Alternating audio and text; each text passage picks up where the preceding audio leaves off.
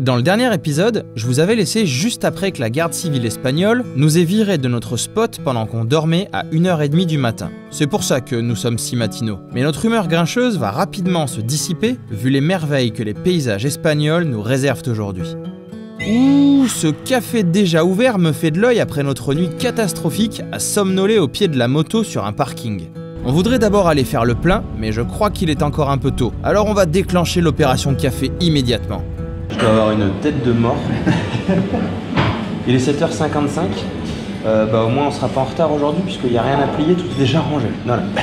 Les motos sont juste à bras derrière.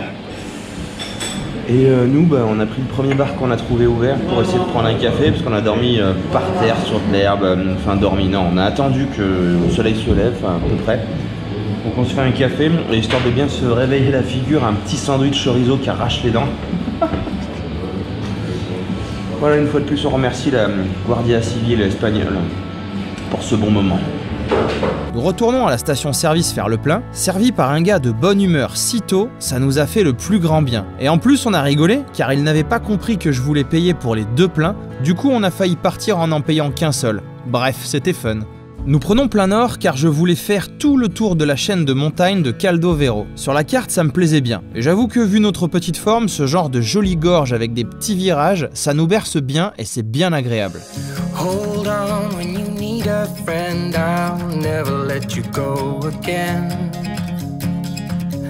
Le plan de ce matin est d'aller voir deux cols impressionnants des Asturies et j'espère que nous y trouverons le soleil car là, nous sommes sur un petit 5 degrés, ce qui veut dire qu'on se pèle complètement.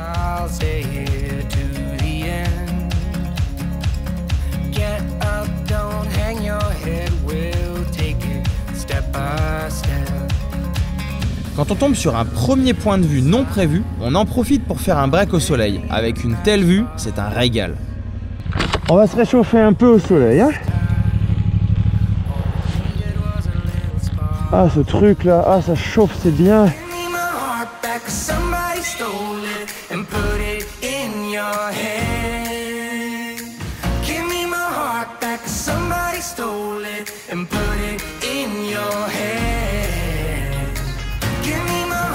En passant sur l'autre versant, nous avons eu le droit à une superbe mer de nuages qui ne va plus nous quitter et avec laquelle nous allons jouer pendant les 2 prochaines heures. Vous allez comprendre.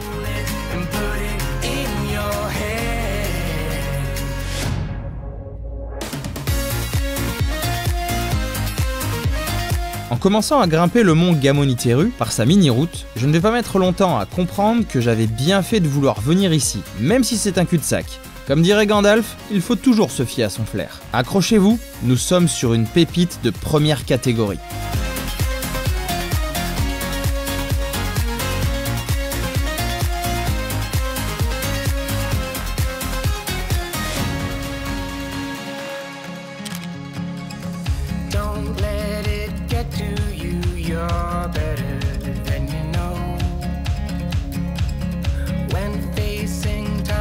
Une fois au sommet, nous sommes presque à 1800 mètres d'altitude avec l'impression d'être au milieu de nulle part et d'être seul au monde.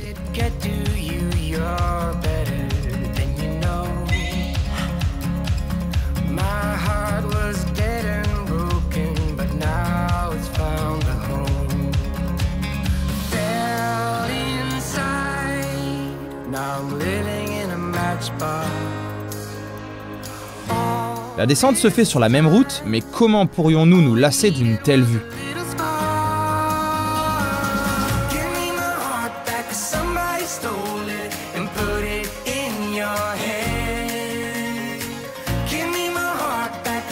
Allez, cap sur le prochain sommet qui s'annonce totalement dingue aussi. Pour le rejoindre, j'avais prévu un raccourci par une route de traverse plutôt que de prendre la route principale, et je crois que c'était une bonne idée.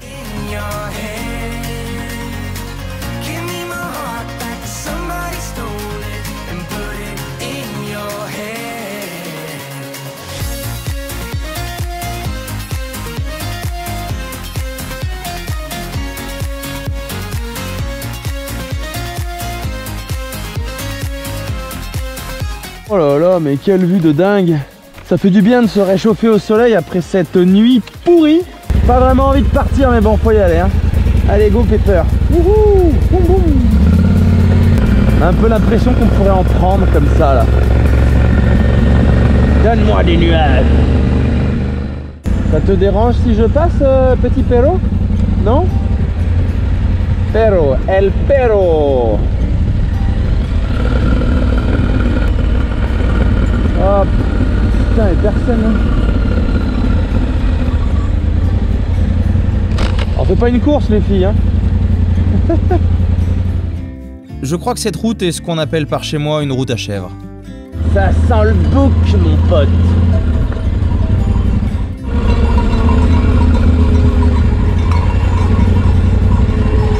Ah, le bon chien de berger qui me les a mis au bon endroit.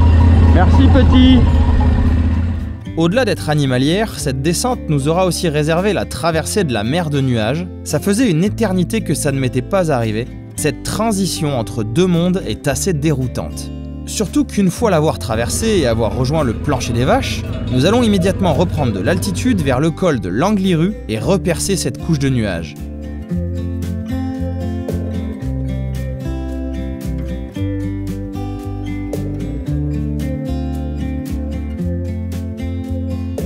Et une fois de l'autre côté, la magie opère instantanément. C'est ici que l'expression « paysage à couper le souffle » prend tout son sens. Pour moi, ce sommet est un immanquable dans la région. «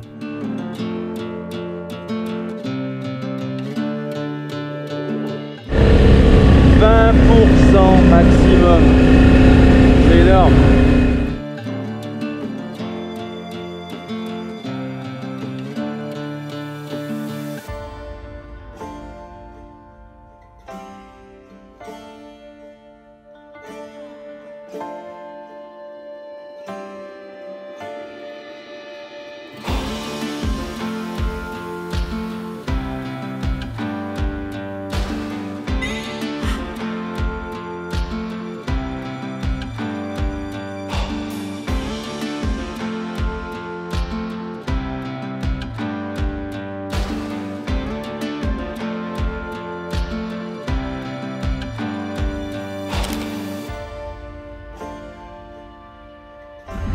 Allez, on va devoir retourner dans nos nuages. Hein.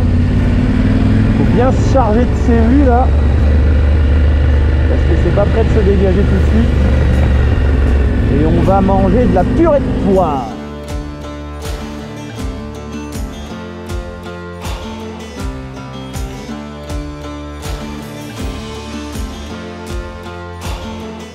Alors autant à la montée c'était chaud patate. Mais à la descente, bon la GoPro doit pas bien rendre, mais si là on doit voir quand même, c'est une falaise le truc. On est obligé de descendre en première, sinon on n'aura plus de frein en bas, c'est sûr. En seconde ça s'emballe. Donc la pente maxi c'est 21,7 je crois j'ai vu ou 6%. Et la moyenne sur 1 km c'est 18%. Une fois de retour en bas, le contraste va être assez tranché puisque nous allons avancer au maximum par un bout d'autoroute afin de faire rapidement un tour sur la côte avant de replonger au cœur du parc national des Picos de Europa. Bon, il y en a plein le cul de l'autoroute. Du coup, on s'est arrêté dans une espèce de station là. On va manger un petit bout. Il commence à être tard, il est presque 2 heures, la météo est pourrie. La pause sera ultra rapide car on doit avancer. Après un dernier bout d'autoroute, nous passons sur de la petite route pour rejoindre les Bufones de Pria. Ce sont des formations rocheuses assez atypiques auxquelles je voulais jeter un œil.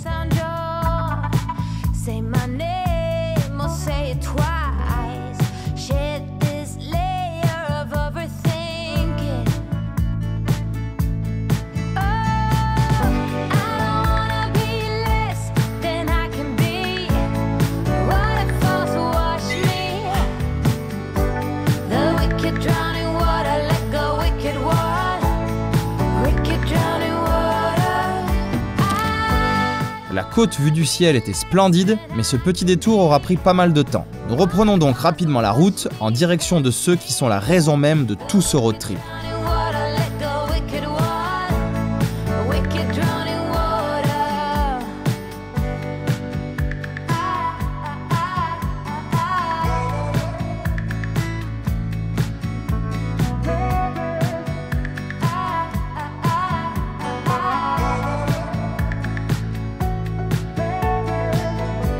Pour ce soir, j'ai repéré un petit camping au pied des Picos de Europa qui nous permettra d'aller les explorer dès demain à la première heure. Enfin, à notre première heure. Si vous ne voulez pas rater ce moment incroyable que nous allons passer demain en plein milieu des Picos de Europa, sur une trace off-road de folie, pensez à vous abonner, surtout si vous avez aimé cette vidéo, et je vous retrouve dans le prochain épisode.